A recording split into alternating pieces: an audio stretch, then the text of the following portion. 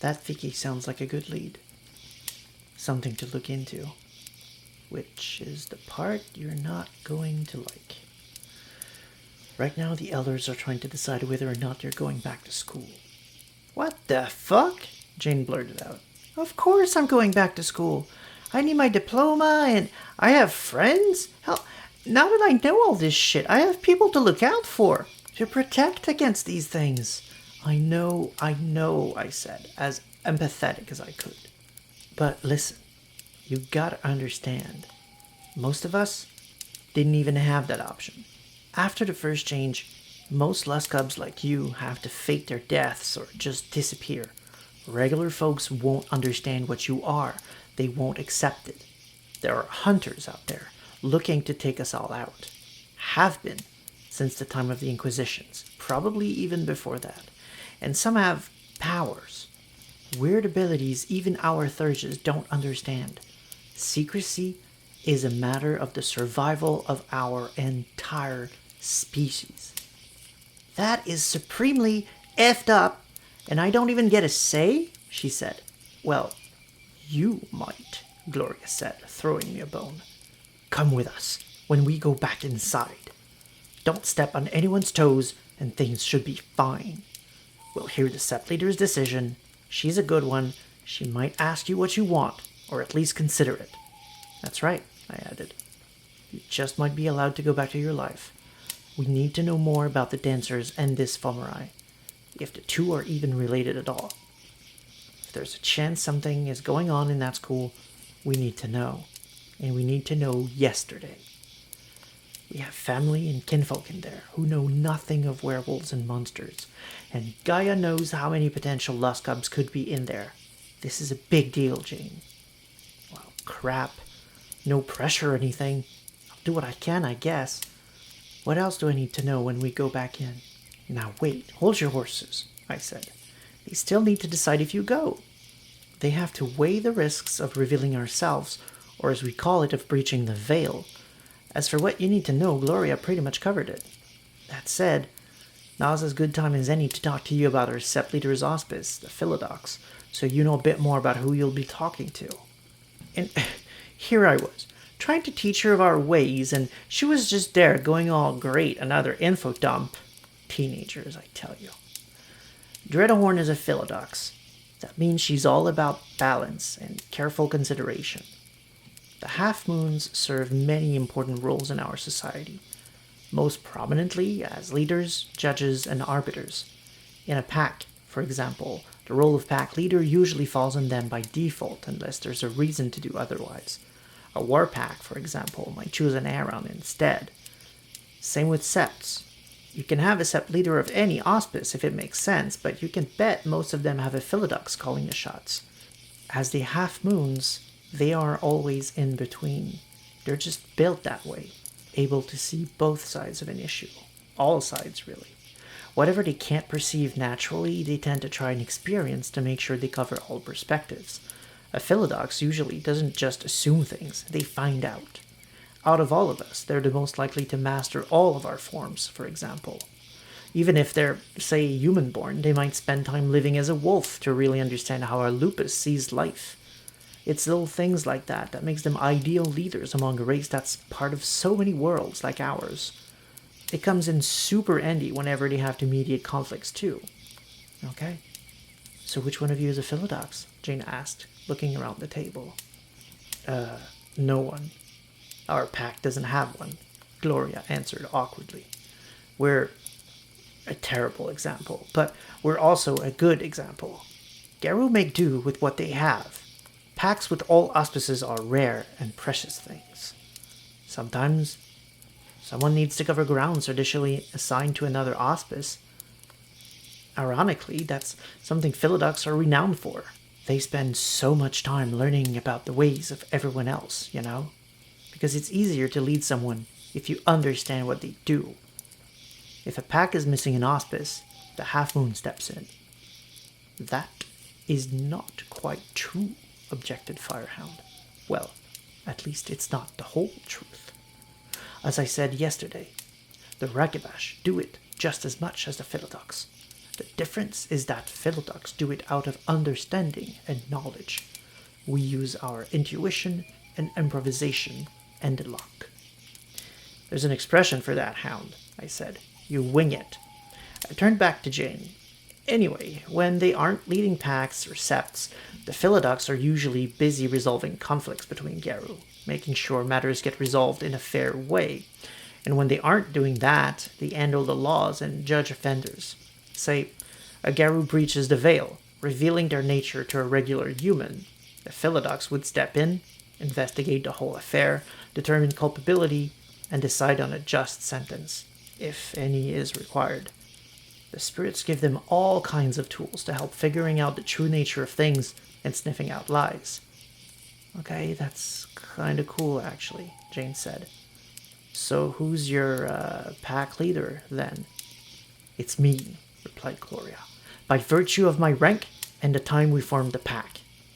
Your rank?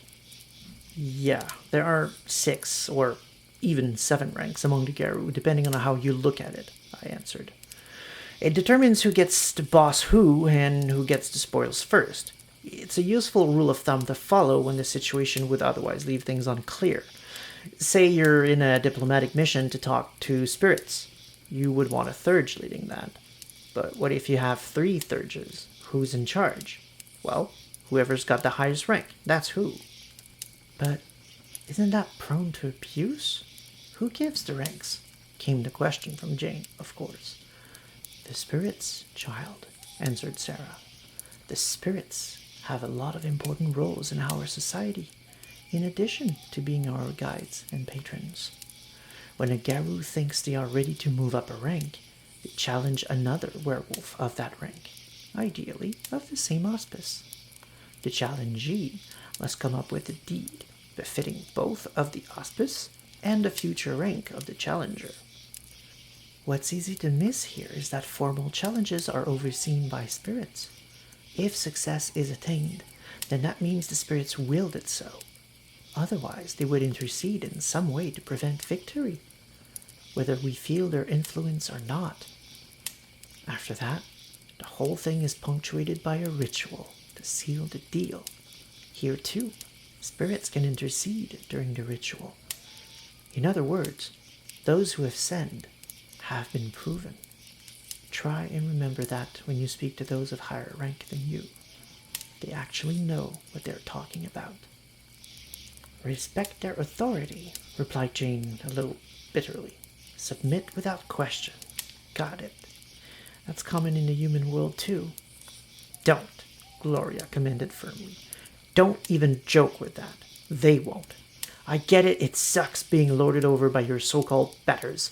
And believe me, I know real well that rank doesn't automatically make someone any less of an asshole. But that is not my call. It's the spirits, and it's for the best in the long run. But, and that's a big, fat but, also remember that there's an entire auspice out there, she pointed at Firehound, whose job is to show up those who let rank and position get to their heads. Fucktards get rooted out, and they either learn from their mistakes or they get fucking harassed to hell and back by the single most fucking annoying crowd Gaia has ever seen fit to put out on this earth. And if even that fails, you can always challenge a leader to make your point. That's right, agreed Sarah. Remember, spirits preside over challenges. If you challenge someone and win, that means the spirit world agrees with you. A leader who ignores the result of a challenge, in other words, the will of the spirit world, well, they're gonna get another auspice up their ass. She pointed at herself at that. Right, I continued. I feel like I should point out that challenging someone too far up the chain is considered unwise, and challenging someone too far below you isn't honorable. Usually a 1-rank gap is okay, but anything beyond that, challenging is a bad idea. Also, challenging isn't allowed in times of war. If you're on the field and things are happening now, any plan is better than no plan or wasting time arguing over it. Take the hit, follow orders, and settle the score after. She took all of that in and then asked, Do I have a rank? Kinda, Rank 0, I guess. The no rank. We call people like you a cub. You're not officially part of the Garou Nation yet. When we feel you've learned what you need to, we'll send you on your rite of passage. It'll be your first formal challenge. If you meet it, you'll rise to the first rank, the Clyeth, like Firehound. You'll join a pack and go out there. Fight the good fight in the name of Gaia. If you prove yourself and get enough deeds under your belt, you can challenge for the rank of Fostering, like me and Gloria. Garou of these ranks are the rank and file, those affiliated to septs, often going on missions for the septs, reporting to important folks like Sarah here. But there are also packs unaffiliated to a sept, just doing their own thing out there, like the pack of the Peacekeeper's Demise. They're super cool. Like, they specialize in a unique brand of justice. They learn about Garou who were felled on the fields of battle, and make it their business to track down the Bane or the Dancer who did it, and tear it the fuck apart. Powerful beasts are afraid of the name, and rightly so. Long Strider, said Gloria, stopping me. We got the idea. Move on. There's 3 more ranks. Right, I said, getting back on track. The 3rd rank is the Adren. That's Sarah right here. Folks of such rank are proven enough that they start being approached by septs to take on lesser sept positions like the Gatekeeper, who welcomes visitors. Major roles like coordinating a Karen's defenses are usually reserved for the 4th rank, called the Athro. However, that line is often blurred. The best for the job is the best for the job, like Sarah here. She's the master of the Rite, a major role, even if she's only of the 3rd rank. Her station means that she has to approve any ritual done on the premises to make sure they don't mess up the Karen's energy or accidentally piss off a spirit. Again, that's usually an Athro position, but Sarah was available at the time when the sept needed someone to step in. She was the only one available at the time. She's been challenged a few times for the position by folks of rank 4, but she won them all, so she's still here. Long Strider, dear, said Sarah, bringing me back on topic. This is about rank, not my life. Please, get on with it, will you? Fine. The 5th rank is the Elder. Those who make it there usually run entire tribes or groups of septs. They're the bigwigs known throughout the world, the best of the best, the crop of the crop. Not many people live long enough to reach this rank. Isn't there one more? Jane asked, not missing a beat, despite the massive amount of information she was absorbing. You said 7 total, including 0, the cub. That means there's a 6th rank, no? If the 5th one is the best of the best. What the hell's left? Legends, we all replied at once. Those who go above and beyond. Those whose stories will be told generations hence. The likes of King Albrecht, who, at his tribal patron's behest, dived into the Umbra, retrieving the silver crown, whom he alone is worthy to wear, marking him as our one true king. Oh, so like King Arthur, she ventured. Given that we still sing tales of good old Arcturus, I would say that's a fairly good analogy. Enough, interrupted Gloria. They're waving us back in. Time to face the music.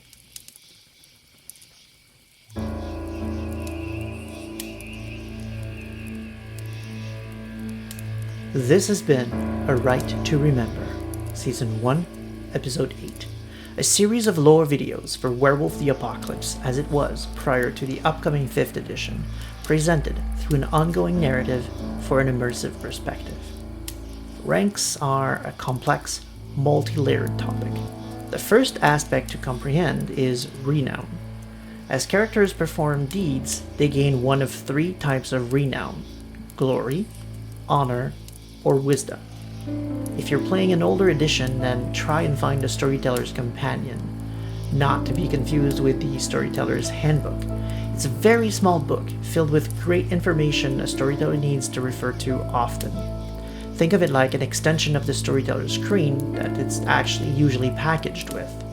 That's where you'll find the most extensive list of deeds. If you're playing W20, that's Werewolf 20th Anniversary Edition, you can simply refer to the renown chart in the book because it's all included in there by default. On the character sheet, you'll find a section for each of the 3 types of renown where you can mark any renown you were awarded. That's temporary renown.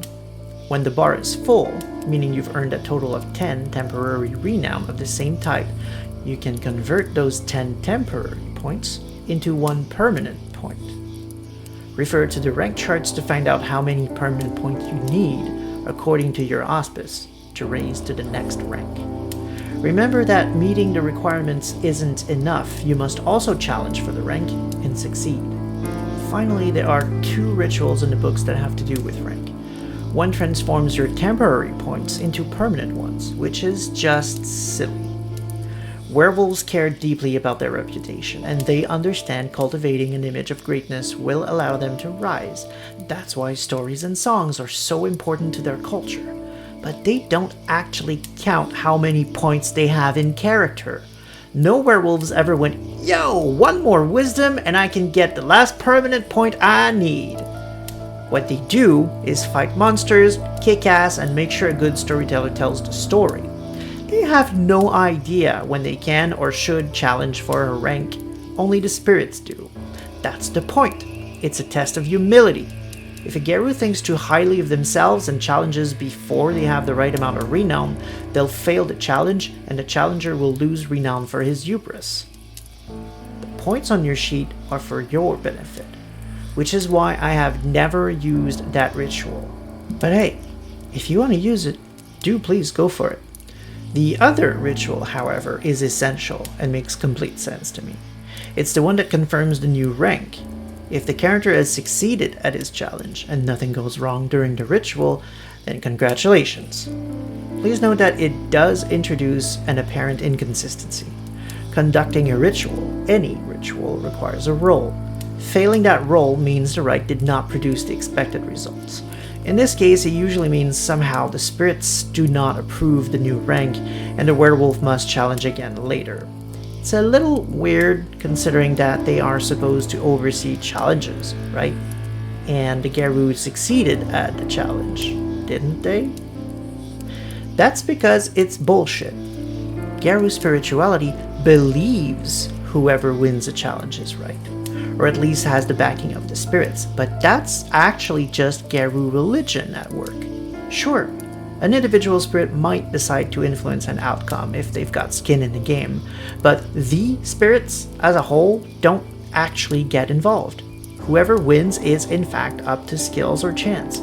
So if the spirits have an issue with a Garou gaining rank, they won't do a thing during the challenge. They will, however, make their wills known during the ritual.